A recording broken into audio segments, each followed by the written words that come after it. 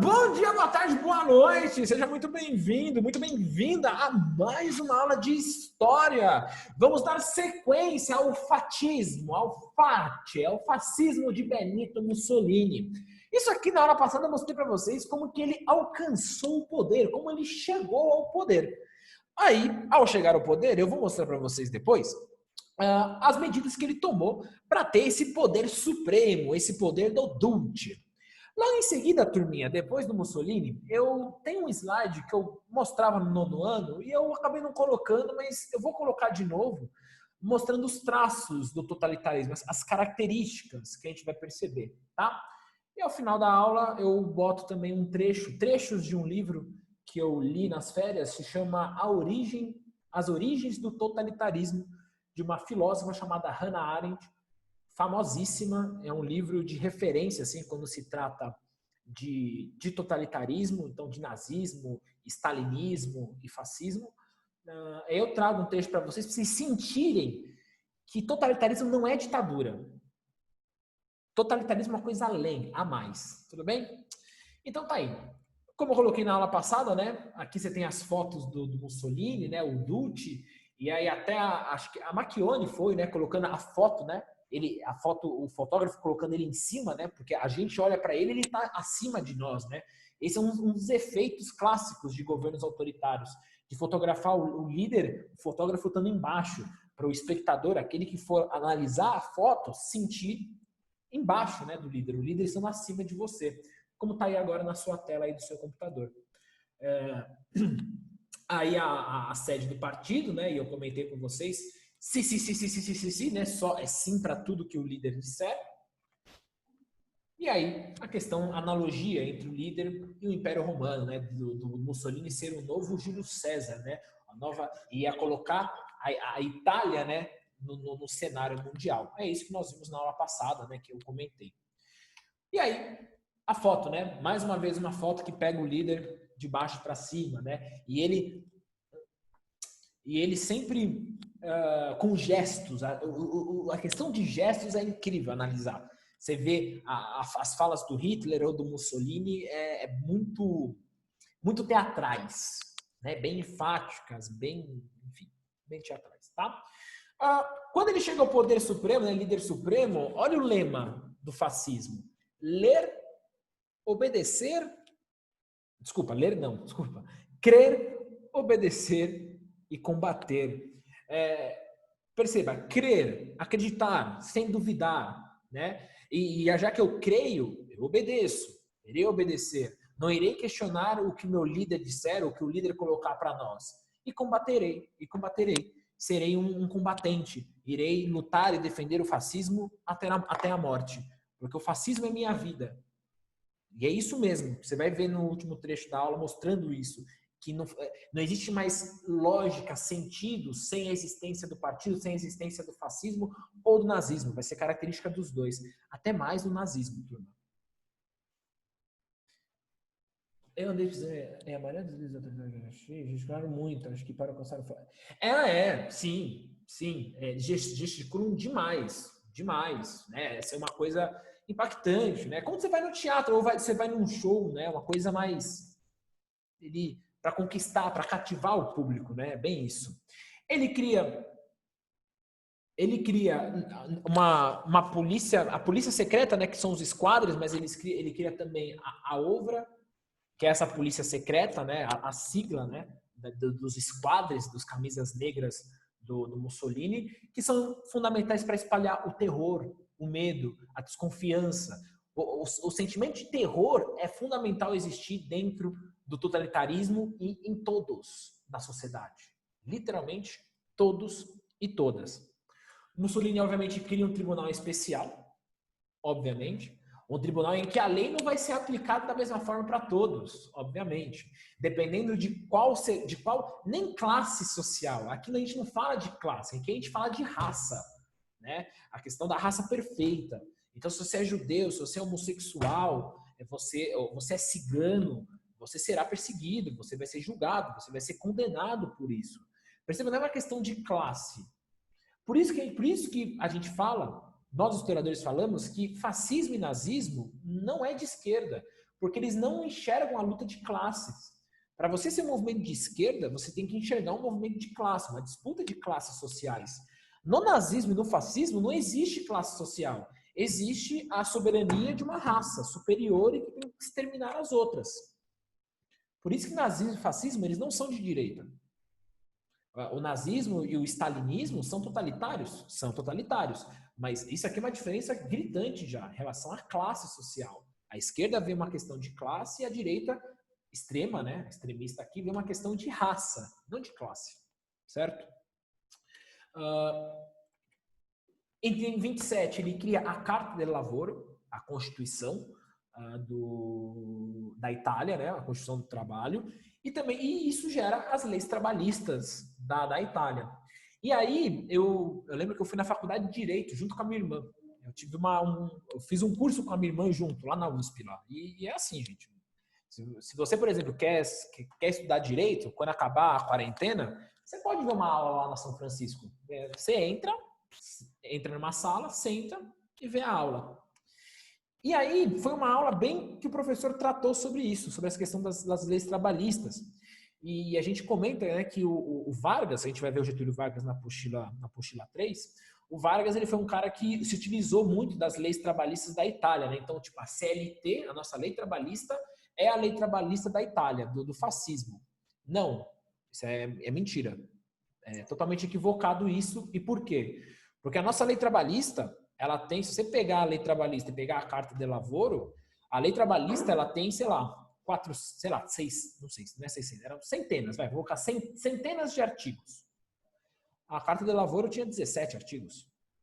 A lei trabalhista na Itália tinha 17 artigos. E a CLT tem mais de 100. Então, como pode ser uma cópia? Né? A nossa CLT tem inspiração em alguns artigos da Carta del Lavoro? Tem inspiração. Mas ela não é fascista. Né? Bem, você tem 100 artigos em o Brasil tem mais de 100 artigos na lei trabalhista e a Carta del Lavoro tem 17, se eu não me engano, ou 18, não lembro agora, 15. Tá aí, é alguma dezena aí, certo? Então, não é, beleza? O Mussolini vai ter o controle de todos os sindicatos. E perceba que eu dei destaque a todos os sindicatos. Por que todos? Porque não só sindicatos de trabalhadores, mas sindicatos patronais. Quem é patrão, quem é, enfim, dono de loja, tem o sindicato dos empresários, o sindicato dos diretores de escola. Então, o Mussolini controla todos os sindicatos. Não só de trabalhadores, mas também os dos patrões. Logo, todo tipo de embate está na mão do líder. É ele que define, é ele que escolhe. Ah, professor, e a lei? A lei é o líder. A lei é o líder. A lei é o partido. A lei é o Estado. E o Estado é o líder. Então ele tem controle de todos os embates sociais.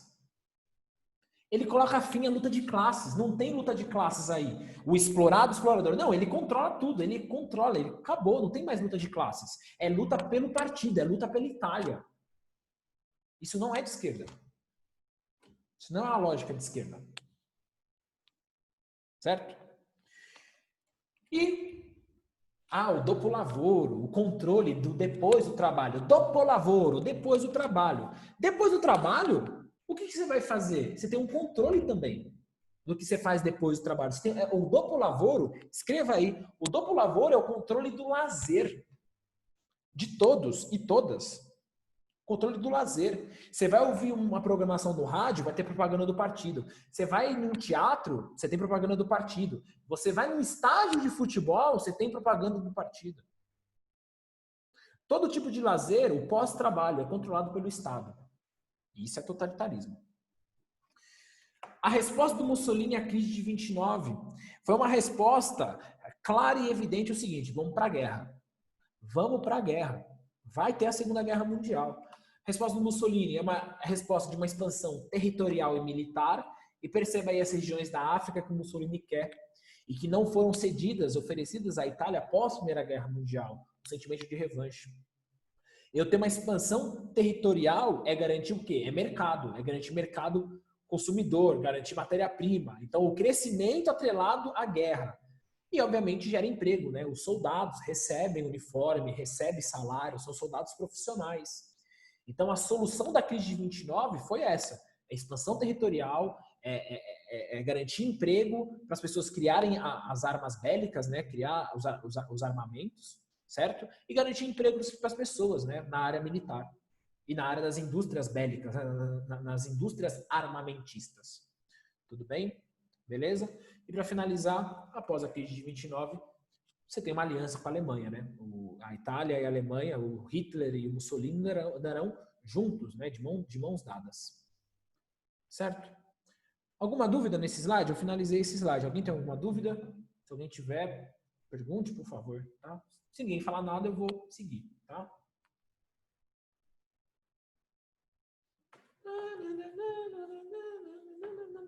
Bem, beleza. Se alguém tiver alguma dúvida, tiver vergonha de falar, tem o bate-papo aí, o chat, que só eu vejo.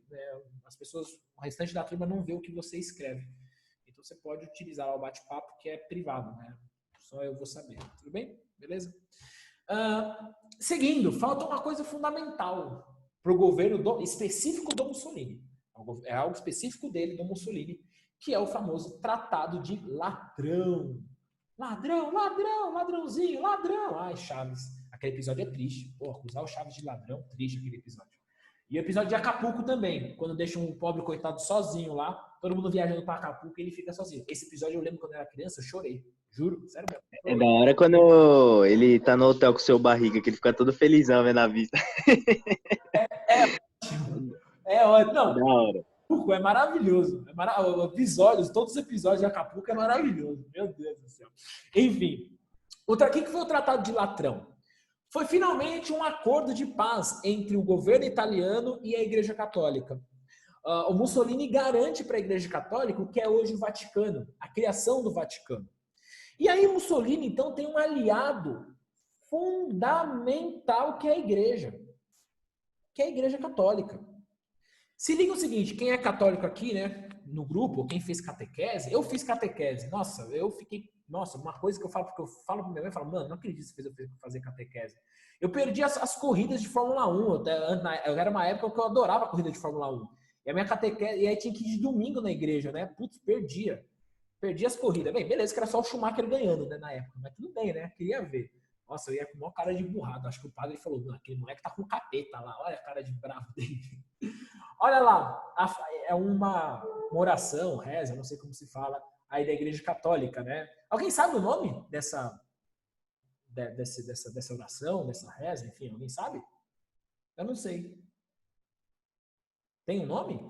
Eu já ouvi falar já, mas eu não sei não. Professor, se você não sabe, imagina eu.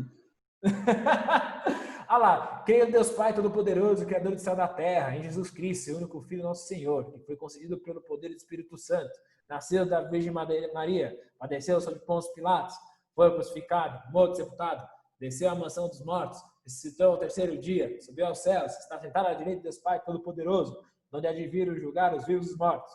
Creio no Espírito Santo, na Santa Igreja Católica, na comunhão dos santos, na remissão dos pecados, na ressurreição da carne, na vida eterna. Amém. Meu Deus, isso aqui é rádio. Olha o fôlego para ter. Quem fez catequese que devia saber, né, qual que era essa oração aí. Eu fiz mais ou menos. Acho que era do credo, né? Deve ser do credo. Bem, o que acontece? Por que eu peguei essa... A frase ideal não seria eu fiz catequese, eu fui na catequese, né, professor? Exato, fui. E aí tinha eles tentavam para a criança ficar, tinha um álbum para você colecionar, né? As figurinhas e tal, né? Os adesivos. Se faltasse 3 no seu álbum, você não faria, né? Aí eu lembro que eu falava, mano, não quero ter, não precisa, aí eu saio fora. Ai, meu Deus, enfim. Gente, nunca façam as crianças para seus filhos nada forçado. Converse com eles, entendeu? Se você quer depois colocar seu filho numa religião, converse com ele, converse. A criança ela entende, gente. A criança não é retardada, entendeu? A criança sabe de tudo. Vocês sabem quando vocês eram pequenos, quando na casa seus pais brigavam, por exemplo. Todo mundo sabe, sabe? A criança entende. Criança sabe quando o pai não quer levar vocês para um lugar, e aí ele, sabe? E aí criança fica... Eu tô fazendo um desabafo meu. Eu queria ir para os lugares, aí meu pai ia me levar, mas eu sabia que ele não queria me levar. Aí eu ficava, tipo, ficava mal, ficava triste. Falava, mano, que merda, eu queria que alguém, quem me trouxesse, ficasse feliz. Ele tentava esconder, tipo, em vez de... Enfim, não tive... Tadinho. Enfim, meu pai, paciência. Vai. E olha o que foi feito. Olha a adaptação feita. Crê em Roma, a eterna, a mão do meu país, e na Itália, na sua filha mais velha, que nasceu do seu ventre sagrado pela graça de Deus, que sofreu nas bárbaras invasões, foi crucificada e enterrada, que desceu para o túmulo e ergueu-se da morte do século XIX, o imperialismo, gente. Isso aqui é... Fala toda a história de Roma, né? As invasões bárbaras, e utilizando bárbaro, estrangeiro. Bárbaro é um termo pejorativo. Ergueu-se da morte do século XIX, então a gente perdeu o imperialismo, a gente não conseguiu as terras na África, e se ergueu para a glória em 1918 e 22, ano do nascimento do Partido Fascista, 18, e que está sentado ao lado direito da mãe Roma, e por essa razão deverá vir julgar os vivos e os mortos. E creio no gênio Mussolini, no nosso pai, o fascismo, na comunhão dos mártires, na conversão dos italianos e na ressurreição do império. Mano, olha isso, velho. Olha isso. Olha o apoio que o Mussolini vai ter. Olha o que é isso. É rezado nas casas das pessoas. Olha o controle cultural religioso que o Partido Fascista faz na Itália. Olha como ele usa a Igreja Católica. E todo domingo, e uma Itália fervorosa no catolicismo, certo? Então tem isso. Só vamos deixar claro para vocês isso aí, né, essa reza, adaptação dela. E não tem como não falar, né, gente? 1930, primeira Copa do Mundo, no Uruguai. Aconteceu no Uruguai, era para acontecer na Europa, mas foi no Uruguai porque ela que garantiu pagar, né? O Uruguai deu benefícios para a FIFA, né? Então foi escolhido. Mas em 34, o Mussolini fez questão desse evento esportivo acontecer na Itália. 34, Campeonato Mundial de Calcio, tá aí, no dia 27 de maio até dia 10 de junho. E aqui você vê, né, a seleção italiana. Qual que é a cor da seleção italiana? É verde, branco e vermelho, não é? É a bandeira. Aqui é A bandeira. a bandeira. Azul, É azul. Azul, né? Olha a cor que eles estão usando aqui, ó. Isso aqui é azul, Preto? preto, É preto. por causa da... Eu lembro que você falou, né, professor, que no banco de reserva lá o Mussolini foi incentivar os caras lá. Se ninguém ganhar, todo mundo vai morrer, mano. Exato. Eu contaria ao vivo. Não, eu vou contar aqui, eu ia contar, né? Mas é melhor ao vivo. Mas aí o que acontece?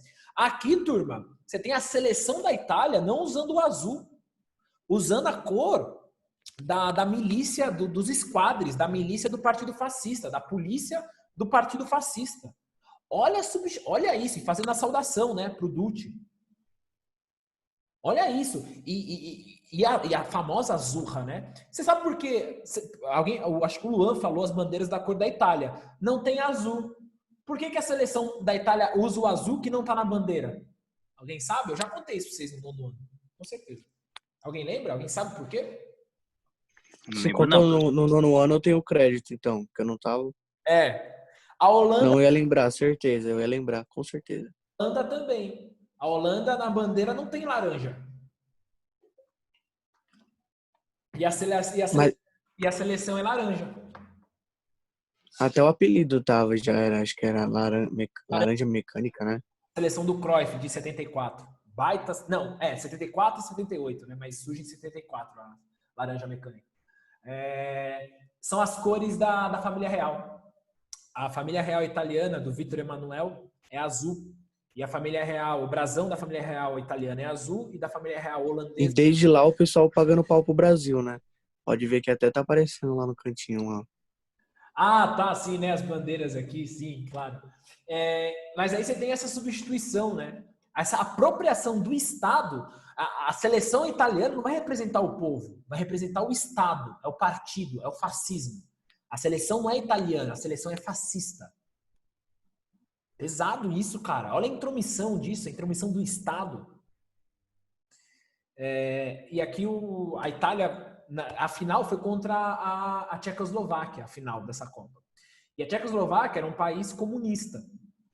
Então, assim, a final, ela tinha dois embates. Um embate ideológico, o fascismo combate o comunismo, e a questão da Itália mostrar ser soberana, mostrar que a Itália é a campeã do mundo. Nós somos a potência mundial. Nós que vamos comandar o mundo. E aí o que acontece? O que o Luan relembrou. Antes do jogo, o Mussolini, ele entra no vestiário e olha para cada jogador. Para cada um. Aquela coisa bem italiana, pega o cara, dá um tapa na cara, tipo... E ele com o charutão aqui, ó. Bem figurativo. Olha para todo mundo. Ele sai do vestiário. Quando ele tá saindo do vestiário, ele volta e fala: vencer ou morrer. Pensa se o cara não correu.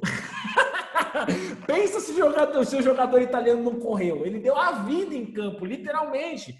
Porque se ele não desse a vida em campo, o Mussolini ia tirar dele caso a seleção italiana perdesse. E aí o jogo, gente, o jogo foi... Haja coração, amigos. A Itália... Quem ganhou essa Copa aí, professor? O que é? Quem ganhou isso daí, no final? A Itália sai ganhando, 1-0 para a Itália. Beleza, né? O estádio... Aí a Tchecoslováquia, 1-1. Acabou o segundo tempo, prorrogação, o jogo pegando fogo, lá e cá. Até que no final a Itália faz o 2-1 e os jogadores, mano, choram assim, falam: mano, ainda bem que a gente ganhou esse jogo, senão já era. Mussolini metralhava todo mundo depois. Mas o campeonato foi a Itália também? Foi na Itália. Mas você não acha que poderia ser comprado alguma coisa assim ou não? Foi. A arbitragem foi terrível nesses jogos. É, então. Às vezes ele deu uma ajudinha lá pra Vitória e falou assim, ó, ou ajuda ou morre. Duvido também. Só que, mano, foi pra prorrogação, velho. 1-1. Foi pra prorrogação. Tipo... pra história não ficar manchada 100%, né, mano? Tá comprado, mas, mano, precisa ganhar, né? Tipo, tem ajudinha. É que nem eu vejo como é a história do campeonato Copa do Brasil, de 2009. Foi uma vergonha, porque, mano, o bagulho foi comprado na cara dura. Os caras nem fizeram uma...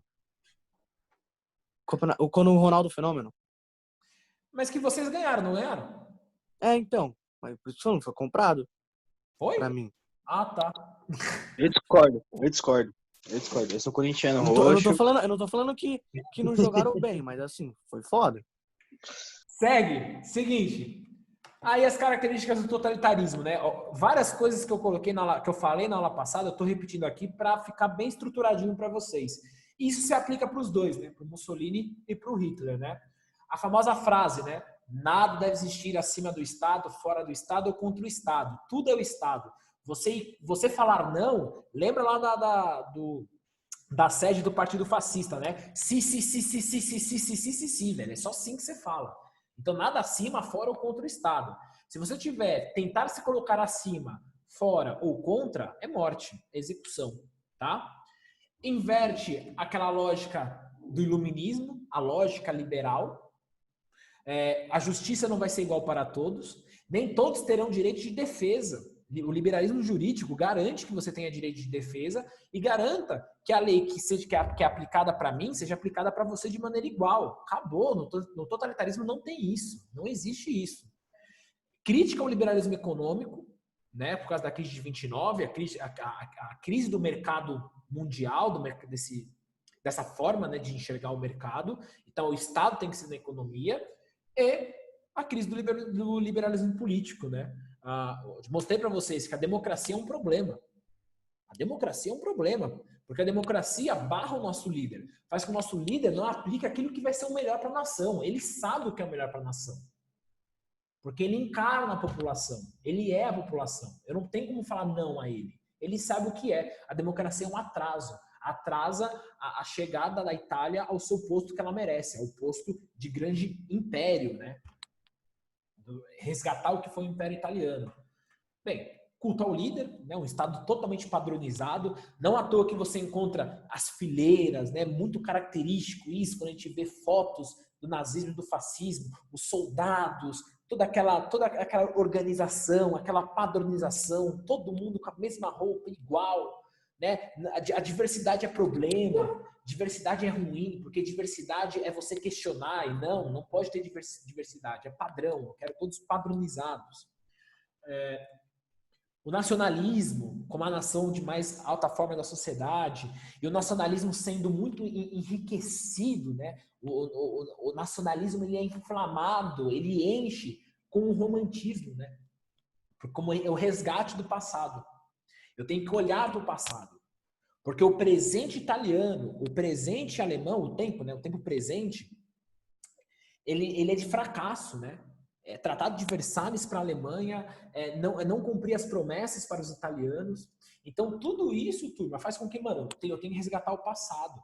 Tá no nosso DNA. Olha a questão da raça, da etnia. Tá no nosso DNA. Tá no DNA italiano ser, de novo, essa grande potência, resgatar o que é o Império Romano, né? Então tá aí a lógica do romantismo. A criação de inimigos. É fundamental a criação de inimigos para a permanência do regime, e aí o inimigo vai ser o judeu. E não é à toa que escolhem os judeus. Os judeus, eles trabalham no mercado financeiro, muitos judeus naquela época. Não todos, gente, aqui é estereótipo. Você falar, judeu é tudo rico, milionário, é estereótipo. E desse período aqui, ó, desse período que você está vendo, cuidado. Tem judeu pobre, gente. Tem pobreza em Israel, tem gente de todas as etnias que são pobres. Tem como. Só que, nesse período, surge o estereótipo que judeu é rico e ele está no mercado financeiro. Olha a quebra da Bolsa de Nova York, culpa dos judeus. É uma lógica que você fala, mano, é verdade, faz sentido. Não, mano, não faz sentido. Faz sentido, mas não tem como provar um negócio desse. É equivocado. O que gerou a quebra da Bolsa de Nova York foram outras coisas, não foi judeu. Eu nem citei judeu lá, velho. Foram um acumulado de fatores. Só que encaixa, né? Encaixa a figura. Porque judeu é conhecido como banqueiro, dono de banco, de negócios. Foi ele que provocou a miséria. Então a culpa é dele. Ele tem que ser perseguido. Então rádio, né, como forma de propagar o medo. E o medo como forma de união e separação. Acho que os trechos que eu vou trazer para você vai deixar bem claro isso, mas já explicando. Na aula, eu bateria na mesa e daria um susto em você. Quando você toma um susto, o que você faz? Qual é a ação do seu corpo? Tá dentro. Ninguém estica a mão para proteger o amigo ou a amiga. Se eu batesse na mesa lá, tipo, pá, desse um susto em vocês, ninguém ia abraçar a amiga ou amigo e falar, eu te protejo. Não. Você aqui, ó. Eu. Instinto natural, né? Natural. Sobrevivência. Eu. É o eu. Você nem pensou, é instinto. Então o medo provoca separação entre vocês. O medo entre as pessoas. Você desconfia da sua família, desconfia de todos, dos seus amigos. Você não confia mais em ninguém. Você confia em quem só? No líder. O líder é essa união. Ele provoca a separação, provocando terror, para que nessa separação, o único elo, a única segurança que você sinta é na voz do líder, é na figura do líder.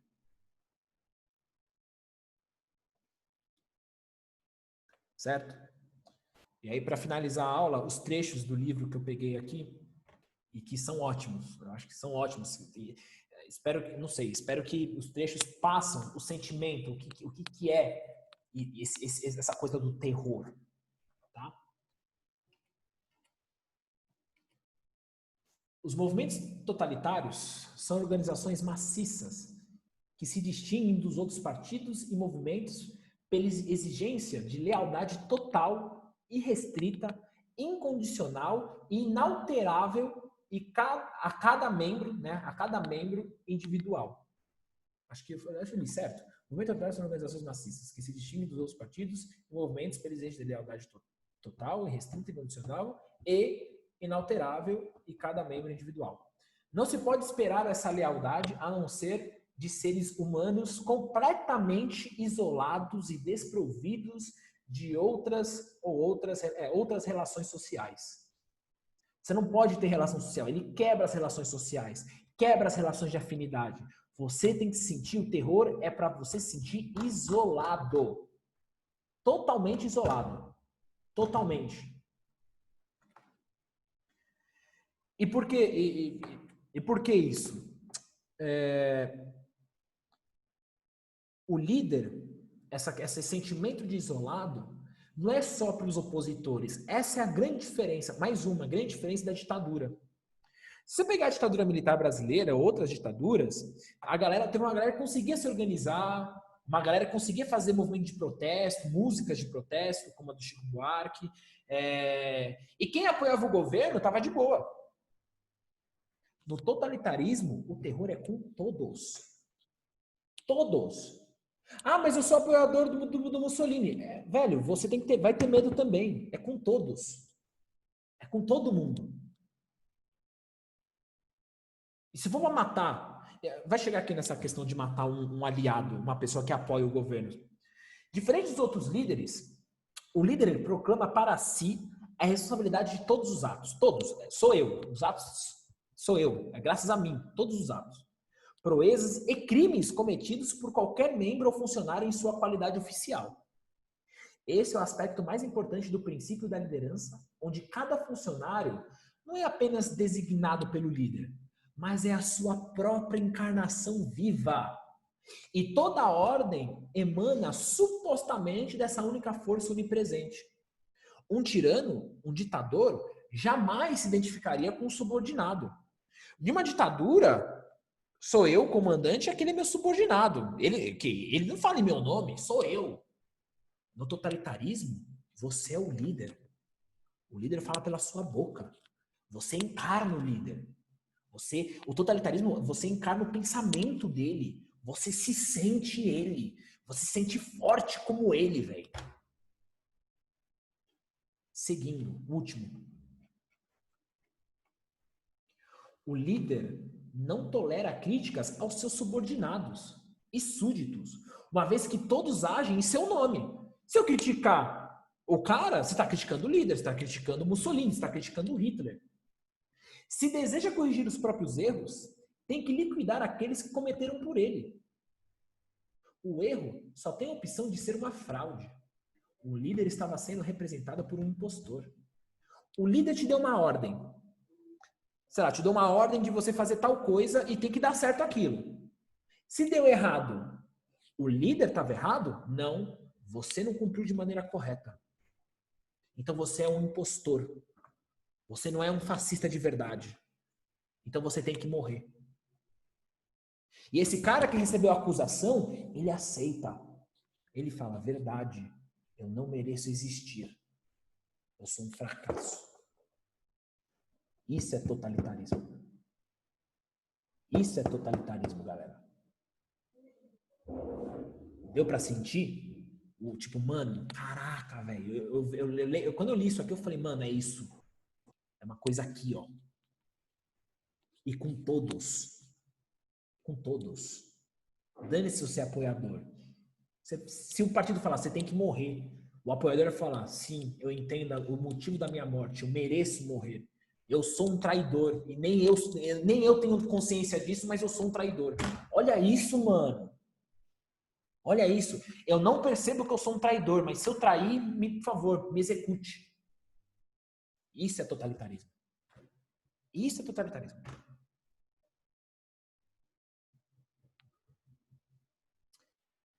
É muito louco você entrar na mente da pessoa, né, mano? Mano, É um e eles negócio... muito mais, e aí eu vou te dar uma coisinha que a gente aprende na faculdade e aprendi com esse livro. O totalitarismo, assim, real, é o nazismo e o stalinismo. O Mussolini aqui, ele tem umas brechas, mas não vem ao caso. Eu tô dando para vocês como igual, mas a autora, ela fala, ó, o Mussolini não é tão assim não. Mas enfim, só curiosidade. Onde você vê muito isso é no nazismo, no Hitler e no Stalin, lá na União Soviética. Mano, animal. Tipo, caraca, velho. Caraca. Eu te acusar, mano, beleza, eu sou. Você sabe por que você é? Não sei, mas você tá falando que eu sou, então eu vou entender que eu sou. Nossa, mano, você é louco. Enfim, é isso. Próxima aula, entender como que esse homem aí, que é o principal representante do totalitarismo no mundo ocidental, como que ele chega ao poder. Como que a Alemanha elege um Hitler, um Adolf Hitler. Beijo, até quinta-feira.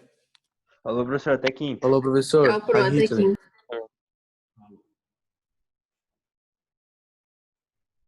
Falou. Encerra.